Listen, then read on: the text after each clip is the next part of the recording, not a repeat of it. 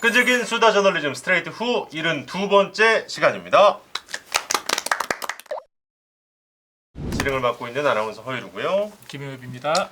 안녕하십니까, 박진준입니다. 네, 그리고 오늘 또 취재기자 박진준 기자가 귀한 손님 한 분을 또 초대를 했습니다. 소개해 예. 주시죠. 한국노동사회연구원 선임연구원이신 김종진 박사님이십니다. 네, 어서 오십시오. 안녕하세요. 아유, 또 주말에 또 시간 내주셔서 감사합니다. 불러주셔서 감사합니다. 예.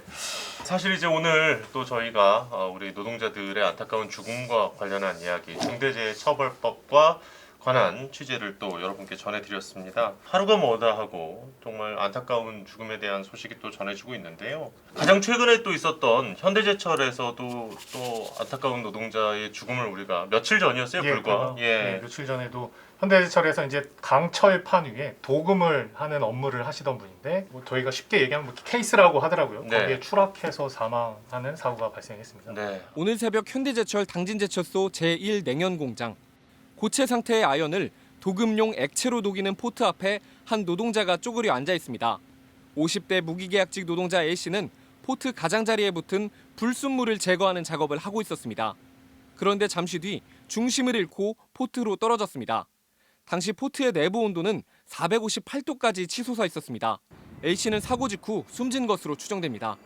참 안타깝습니다. 그런데 이분 같은 경우에는 또 계약직이었던 거죠? 그렇죠. 그러니까 원래 정규직이셨다가 퇴사를 한번 하셨었대요. 네. 퇴사한 이후에 무기계약직, 뭐 비슷하게 네. 이제 계약직으로 일을 하던 분입니다. 그 사고도 문제가 안전망도 없었고요. 잡아주는 것도 없었고 앞에 막아주는 것도 없어서 아연 도금하는 포트로 그대로 노동자가 추락하는 사고가 또 발생을 했었고 또 중독 사고도 있었죠. 예, 그렇습니다. 경남 창원에서 있던 사고인데요. 예. 에어컨 배관이라고 하나요? 뭐 그런 시스템을 세척하는 업체였는데 거기에서 급성 중독으로 집단으로 발병을 해서 예. 그 중독 사고 중대재해처벌법 1호가 적용되냐 마냐 이런 게 지금 이야기가 나오고 있고 현재 조사가 진행 중입니다. 그 세척제에 그대로 이제 노출이 된 건데 네, 그렇습니다. 사실 이제 김정진 박사님을 모셨으니까 요거 좀 여쭤보겠습니다. 이 중대재해처벌법이 시행되고 지금 한 50일쯤 됐습니다. 그죠? 예. 많은 분들이 이것만 시행이 되면 고 김용균 노동자나 이런 안타까운 죽음을 우리가 좀 덜 볼 것 같지 않냐 이런 기대가 있었는데 지난 50일 어떻게 평가하십니까 일단? 사실 안전불감증이 그대로 확인된다 이렇게 볼 수 있죠. 원래는 법 시행되면 기업이나 법인에서 내가 운영하는 기업이 중대재해가 일어나면 내가 처벌받을 수 있다라는 신호를 주기 때문에 그렇죠. 예방과 관리를 잘할 줄 알았는데 지금 약 1월 27일 시행되고 나서 50일 사이에 당진제철, 건설 그리고 여타의 사업장에서 지금 수건에 사고 난 것은 우리 사회 이제 안전불감증을 다시 한번 확인한다 이렇게 볼 수 있죠. 지금 워낙 뭐 이렇게 하루 걸러 이런 소식이 전해지다 보니까 여전히 노동자가 죽거나 안 죽거나 다치거나 안 다치는 게 여전히 운에 내맡겨지는 것 같아요. 근데 그러지 말자고 지금 이 법을 만든 거잖아요. 그렇죠. 그래서 이 법의 취지 중에 하나는 사실은 개인의 잘못. 이건 이제 업계에서는 휴먼 에러라고 그러거든요. 휴먼에라. 예. 이제 사람이 일하다가 다치거나 죽으면 너의 잘못이야. 이렇게 그간에 봤댔다는 거죠. 근데 이건 구조의 문제다라고 해서 법을 만들었는데 아직도 아침에 출근해서 집에 돌아오지 못한 노동자들이 3-4명 되는 거죠. 저는 현대제철 사망 사고 이제 뉴스데스크를 통해서 저도 보면서 되게 안타까웠던 게 물론 이제 안전장비도 그렇습니다만 또 혼자 근무하셨잖아요. 그렇죠. 그러니까 이게 김용균 씨 우리가 사고 이런 것들을 보면서 이런 위험한 작업들은 혼자 근무하지 말고 조를 짜서 안전관리를 좀 해주자 이게 되게 중요한 이슈였는데 그것도 여전히 안 되고 있는 거 아니겠습니까? 그러니까 법 제정 이후에 이제 저는 이제 두 가지가 핵심이라고 보는데요. 예. 법의 미흡함이나 사업장 규모가 열악한 곳은 이제 일부 유예기간 제외 그렇죠. 등이 있었지만 저는 더 실질적으로 중요한 건 사실은 2인 1조 의무화의 업종 직업군을 구체적으로 열거되지 못한 게 가장 큰 문제라고 봐요. 네.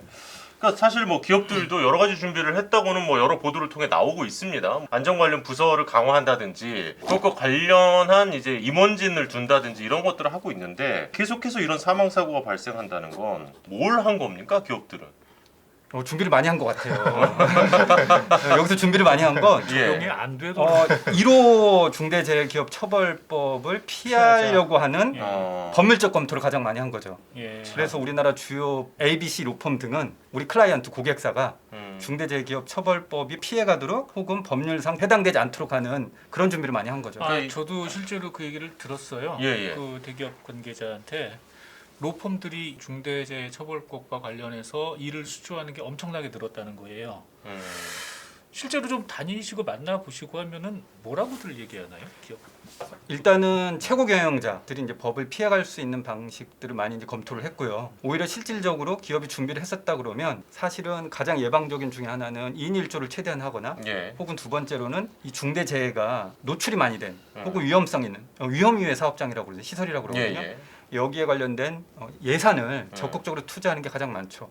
최근에 사회적으로 성인지 예산이라는 표현을 쓰잖아요. 그렇죠. 네. 여성과 남성 혹은 여타의 성이 어떻게 고려되는 예산이 되느냐. 저는 중대재해도 노동안전 인지적 예산 배정이 가장 중요하다고 봐요. 어느 조직이나 사실은 예산을 수반되면 조직 인력 혹은 시설 관리가 되기 때문에 이게 포함되지 않은 게 우리 사회 가장 큰 문제고 해야 될 과제다 이렇게도 봅니다. 그 사실 이 모든 법안이라는 것이 모두를 만족시킬 수는 없는 것 아니겠습니까? 그리고 이제 최소한의 규율인 건데 중대재해처벌법이 나왔을 때 재계에서도 반발이었고 노동계에서도 반발이었어요. 그러니까 노동계 입장에서는 50인 미만 사업장이 포함 안 된 거에 대해서 크게 반발을 사실 했었지 않습니까? 유예이긴 하지만 이러면 별 의미가 없다, 실효성이 떨어진다, 오히려 사고는 거기서 더 난다는 주장을 또 노동계에서 했었잖아요. 지금 법에서는 50인 미만 사업장 시설은 제외가 돼 있거든요. 그렇죠. 장기 둘 때 저희가 차 빼고 포 빼면 네, 장기 네. 어떻게 두냐라고 하듯이 중대재해에 50인 미만 유예가 이제 가장 큰 노동계 이제 비판과 한계라고 지적을 했고 경영계에서는 열악한 사업장까지 우리가 다 이렇게 하게 되면 경영난이나 시설 투자를 안 한다라는 건가 혹은 최고 경영자까지 하는 것은 너무 좀 법이 가혹하다. 가혹한 거 아니냐 그리고 너무 처벌 위주 아니냐 해서 노사 모두가 이제 반대를 하게 이게 시행 과정에 있었기 때문에 좀 모호하거나 있었습니다. 근데 저는 개인적으로 보면 50인 미만 이제 3년 유예 기간을 뒀거든요. 그렇죠. 5인 미만 아예 빠진 거고. 예, 예. 그래서 3년까지는 조금 1년 반이나 2년만 했어도 충분하지 않았냐라는 이제 좀 이제 보완적 얘기를 드릴 수 있고요. 더 오히려 실질적인 것은 중대재해법의 별표 시행 규정에 보면 대표적으로 유통산업발전법에 대규모 점포만 들어가 있어요. 예. 그럼 대규모 점포는 뭐냐면 우리가 대형마트 등이거든요. 근데 이 변화하는 산업 구조에 대규모 쇼핑몰도 있고요. 예. 마트와 같지만 마트가 아닌 프랜차이즈형 이런 데들이 이제 다 빠져 있거든요. 그럼 거기서 일한 노동자들은 적용 대상이 아닐 수 있거나 혹은 그 시설에 책임을 져야 되는 행정관이 다 빠져 있죠. 그러니까 그게 모호하다 보니까 다들 이제 로펌을 찾아가서 법 문안을 가지고 빈틈을 찾아서 우리 대표님 빠져나갈 수 있는 그 길을 이제 돈 주고 찾는다는 거군요. 그렇죠. 그래서 우리나라 대기업들이 그 대규모 로펌에서 법률 컨설팅 받은 돈이 있다면 사실은 시설 예방이나 그걸 노동자들한테 써야죠. 교육 안전은 노동자한테 쓰는 게 더 네. 합리적인 사회적 상식 아닌가 이렇게 보여지죠. 얼마나 들길래 얼마나 많은 돈이 들길래 저렇게까지 안 하려고 하나. 망한다, 뭐 예. 못한다 이렇게 좀 궁금해요. 좀 가령 뭐 어떤 예를 일단은 들어 주실 수 있다든지. 예. 얼마나 많이 드는 것도 중요하지만 예. 지금 얼마나 투여하고 있는지도 중요하거든요. 예. 지금 현재 우리나라 주요 기업들이 산업안전 시설을 위해서 얼마나 투여하고 그러냐면 1%도 안 되는 자기 인건비를 제외하고 예. 사업 시설 경비에서 1%도 사용하지 않는 곳이 거의 대부분입니다. 아 그래요. 네, 그러니까 거의 이제 산업안전 예방 교육 등의 조치에 하고 있지 않다고 봐야 되고요. 그래서 이 법령에는 안전 담당 조직 담당자를 지정을 하거나 시설 교육을 하라고 돼 있는데 대표적으로 가장 많은 이 산재 사고가 추락사, 그렇죠. 끼임, 건설 현장에. 예, 건설 현장에 많거든요. 그러면 추락을 예방하기 위해서 전문 업계 용어로는 시스템 비계라고 합니다. 네. 예, 이 난간에서 이 난간을 지나갈 때 이제 잘 이렇게 하도록 그렇죠, 그렇죠. 좋은 시설은 한 2, 3천만 원 되거든요. 음. 그런데 이제 일부 건설 시공 단가가 낮은 곳은 소위 말해서 합판 판넬, 같은 거, 합판. 네, 합판 같은 거 그냥 하나 얹어 놓는 거죠. 예, 그런 데들이 이제 5인 미만이나 50인 미만에 추락 사고 있어서 결국은 현재 1%도 쓰고 있지 않는 이 예산의 비중을 적어도 점진적으로 예. 기업의 사업 경비에서 안전 예산을 쓰도록 하고 두 번째로는 영세 기업에게는 그 시스템 비계와 같은 시설 지원을 하는 게 중요하죠. 중앙과 지방 정부가 이 안전 예방 시설을 과도기적으로 좀 지원을 해주는 게 어쨌든 사회 시민들이 안전하고 노동자들이 자기 보호를 할 수 있는 근거 중 핵심이죠.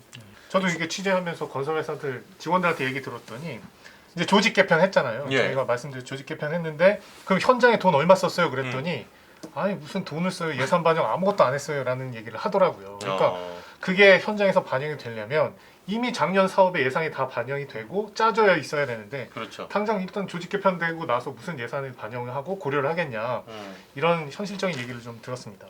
이게 다른 그냥 일반적인 기업 활동 규제와는 좀 본질적으로 다른 얘기잖아요. 이렇게 무슨 찬반이 있고 뭐 골목 상권은 뭐 이렇게 해서 하지 말자 뭐 이런 얘기가 아니라 사람의 목숨이 오가는 기본적인 안전의 문제인데 말씀하신 것처럼 다른 틀에서 완전히 좀 생각을 해야 되는 게 아닌가 좀 생각이 좀 듭니다. 우리가 이제 사회적 다툼이나 논쟁이 있을 때 가장 준거가 되는 게 헌법이거든요. 대한민국 헌법 32조에는 근로조건은 인간의 존엄성을 위하도록 되어 있고 34조에는 재해가 발생했을 때 보호할 권리 의무가 네. 명시적으로 있어요. 그러면 그 기준에 맞춰서 사실은 중대재해법의 취지에 부합하게 경영계의 책임 조치 그리고 의무해야 될 기준 그리고 양형 그리고 처벌이 수미일관되게 돼야 되는데 우리 기업들이 저는 이제 개인적으로는 그러면 얼마를 써야 되냐라고 한다 그러면 대표적으로 끌고 올 수 있는 기준 중에 하나가 대규모 기업은 그러니까 300인 이상 대기업은 전년도 매출 이익의 3%, 5% 전후로 사내복지 근로기금을 이렇게 네, 적립해서 그런 게 있죠. 직원들의 복리 이상을 네. 쓰도록 돼 있어요. 저는 그 기준 정도는 갖고 와야 되지 않냐. 전년도 영업의 매출의 3, 4% 정도는 안전을 위해서. 안전을 위해서 투도록 하고 초기의 연착륙이라고 표현하잖아요. 쉽게 제도화하기 위해서는 중앙정부가 여기에 대한 기준을 예. 수립을 해서 그 기업에게 이제 우리가 처벌하는 네거티브 방식도 중요하지만 이것을 실행하는 기업들에게 인센티브 방식을 통해서 중앙정부에 조달 계약할 때 네. 3% 하셨어요. 그러면 이제 가점을 주는 방식으로 하면 사실은 작동의 메커니즘이 더 좋죠. 그래서 국가계약법과 너무 지방계약법에 좋네요. 그런 네. 걸 수립을 하면 이게 대단히 필요한 기준이죠. 지금 박사님 얘기하신 것처럼 실제로 기업이 ESG 경영도 마찬가지입니다만은 이걸 잘 지켰을 때 우리 기업의 이익이 된다라는 게 명확하게 이제 오너들이나 이제 경영인들에게 인식이 돼야 실제로 할 거 아니겠습니까? 예. 그래서 그런 이런 의견들은 참 좋네요. 예. 우리가 법안을 다툼할 때 1년 이상 징역이냐 아니냐 처벌에 30억이냐 50억이냐 이 기준만 따졌지 이게 작동하기 위한 메커니즘에서 재정적 요인만이 아니라 비재정적 요인을 하고 하는데 여기에서 얼마의 산업안전에 예산이 투여될지는 사실은 논의되지 못한 것이 예. 사실은 그 과정에서 조금 안타까운 아쉬운 점이 있죠. 2인 1조를 우리가 예를 들어서 A라는 건설회사가 국가나 정부 공공기관의 발주를 수주할 때 적어도 2인 1조를 3분의 1 정도 하겠습니다라고 하는 확약서도 네. 사실은 제출하는 게 가장 현장에서 작동 메커니즘이 사실은 실효적이죠. 이런 부분들은 조금 혹시나 좀 실질적으로 이런 걸 좀 행사하실 수 있는 분을 아는 분이든 그분이 보진 않을 것 같으니까 그러면 좀 이런 거는 건의를 좀 해주시면 정말 좋겠다 이런 생각이 사실 들고요. 스트레이트 이후가 안 보시나요? 제가 볼 때 그 정도 되는 분들은 안 보실 것 같긴 해요. 예, 그렇긴 합니다만. 근데 이게 또 중요한 게 그렇기 때문에 우리 시청자 여러분들이 많이 봐주시고 이런 내용에 대해서 공감을 해주시는 게 결국 여론이 되기 때문에. 그럼요. 예. 그래서 지금 또 박사님 이런 얘기는 참 좋은 것 같고요. 예. 아까 말씀해 주신 것처럼 50인 미만 사업장은 이제 2024년까지 예. 유예가 되는데 전혀 지금 준비가 안 되고 있겠는데요. 그러면 그쪽은? 제가 학교도 강의를 나가는데요. 예. 이제 중간고사, 기말고사 볼 때쯤에 미리 이제 고지를 하거든요. 예. 먼저 공부한 학생은 많지 않습니다. 음. 저는 우리나라 기업들도 이 중대재해처벌법 관련한 것도 시행하는데 1년 있었거든요. 그렇죠. 그리고 유예하는데 또 50이면 3년을 이제 뒀는데 아마 닥쳐야. 목에 닥쳐서야 예. 될 거라 생각이 들고 음. 우리나라 법령상에는 유예 기간 동안에 정부가 관계부처가 이해 당사자들 협의 과정만 하거든요. 예. 저는 이 협의 과정의 단계적 프로세스도 좀 적극적으로 할 필요가 있다고 봐요. 그래서 대표적인 산재 사망이 많이 난 특히 중대재해가 많이 난 업종의 관계자들에게 6개월 사이에는 준비해야 될 것이 무엇이고 이런 것을 체크리스트를 만들어서 산재 예방 프로세스를 만드는 것도 중요하다 봅니다. 예. 결국 이런 법을 계기로 지금 말씀하신 것처럼 쭉 시스템화 되는 게 재해를 막는 가장 중요한 맞습니다. 게 아닌가 싶은 게 이런 게 없으면은 다치거나 목숨을 잃는 노동자도 재수가 없어서 이렇게 생각할 수밖에 없는 상황이 되고 또 처벌법이 있어도 제대로 시스템화 되지 않으면 걸린 기업들도 내가 재수가 없어서 하필이면 또 왜 우리 회사에서 이런 일이 벌어졌나 이 정도로밖에 얘기가 진전이 안 될 것 같더라고요. 지금 법안으로 보면 사실은 입구는 막아놨지만 하지만 출구는 다 열어놨거든요. 예. 모호하거나 피해가게. 그래서 이제 준비 과정도 50미 미만은 좀 연차별로 로드맵을 만들어서 하는 게 중요할 것 같고요. 그렇지 않으면 아파트 공화국 다음에 가장 많이 기억하는 게 산재 공화국이라는 예. 표현이거든요. 여기서 우리가 벗어날 수 없다. 음. 아마 정치적 환경이 변하면 또 3년쯤 돼서 재계, 경영계의 목소리가 반영이 돼서 또 유예될 수도 있습니다. 네. 그렇기 때문에 지금 먼저 시행에 들어간 50인 이상 사업장에 대한 관리 감독 중요하다. 그리고 그분들이 어떻게 하느냐 더 큰 회사 하는 걸 보고 50인 미만 사업장이 우리도 정말 이걸 제대로 안 하면 큰일 나겠구나 아니면 이거 대충 뭉개도 되는구나 이런 결정이 날 거기 때문에 2년에 남아있는 유예 기간 동안 지금 이미 시행하고 있는 이 회사들을 정말 우리가 잘 설득하고 그리고 뭐 움직일 수 있는 요인도 좀 주고 해서 이렇게 만들면 될 것 같습니다. 자 오늘 또 한국노동사회연구원의 김종진 박사님 모셔서 미처 몰랐던 그리고 정말 좋은 대안과 실행 방향까지 들어봤습니다. 귀한 시간 내주셔서 다시 한번 감사합니다. 예. 네, 감사합니다. 예. 네, 박사님과 이야기를 좀 나눠봤고 저희가 또 이제 셋이 남아있는 이유는 저희 또 AS 네, 해드려야죠. 박진윤 기자가 취재했었잖아요. 네네네. 화물차의 번호판이 자꾸 생겨서 화물차 대수가 늘어나는 되게 기이한 현상에 대해서 취재를 하셨고 네. 실제로 이제 한 그 지방자치단체의 담당 공무원은 등록이 되면 안 될 것들을 찍어내주는 것까지 네. 이제 박진윤 기자가 또 취재를 했는데 네. 이 보도가 또 영향력이 있었나 봐요.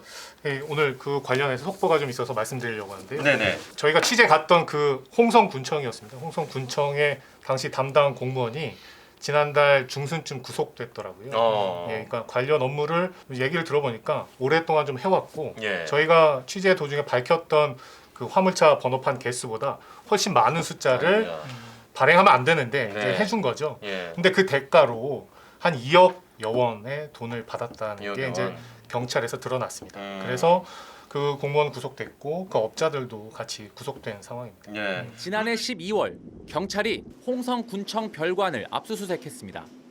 신규 발급이 제한돼 시세가 수천만 원에 달하는 이른바 가짜 화물차 번호판의 불법 거래를 수사하던 경찰이 홍성군 공무원의 연루 정황을 포착한 겁니다.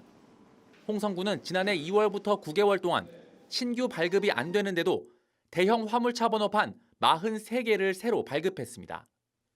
신속도는 근데 거의 그대로 확인했지만 해주고 있어서 잘못해준 거겠죠. 지금 확인을 제대로 못하고. 경찰 조사 결과 담당 공무원인 이모 씨는 이 과정에서 홍성 지역 화물차 운송업자로부터 뒷돈 2억 원가량을 챙긴 것으로 드러났습니다. 이 씨는 이렇게 챙긴 뒷돈을 주식과 가상화폐 투자 등에 탕진한 것으로 전해졌습니다. 경찰은 이 씨를 뇌물수수 혐의로 검찰에 넘겼고 번호판 불법 거래를 주도한 운송업자 2명의 구속영장을 신청했습니다. 그리고 또 이제 국토부 장관의 특별 지시가 있었다는 거 아니겠어요? 네, 그 저희 방송을 봤다는 얘기를 들었습니다. 보고 나서 엄청 화를 내셨다고 하더라고요. 장관이? 예, 아직도 이렇게 이 번호판 시장이 이렇게 돌아가는 게 말이 되냐. 그래서 이제 실무자들한테 제대로 좀 시스템을 다시 갖춰라라는 예. 지시 사항이 있었다라는 얘기들을 하셨습니다. 어쨌든 그렇게 돼서 또 우리 박진준 기자의 화물차 번호판 보도가 실질적인 변화를 이끌어내는 중이다. 이런 말씀 드리겠습니다. 자, 오늘 여기까지 하면 될 것 같습니다. 오늘도 상당히 긴 녹화 수고 많으셨고요. 예. 박진준 기자의 클로징 듣고 오늘 마무리 짓도록 하겠습니다. 구독, 좋아요, 알림 설정, 본방사수. 감사합니다. 감사합니다. 고맙습니다. 본방 녹화 때 좀 이렇게 깔끔하게 하라고. 본방 녹화 때. 어렵다고요.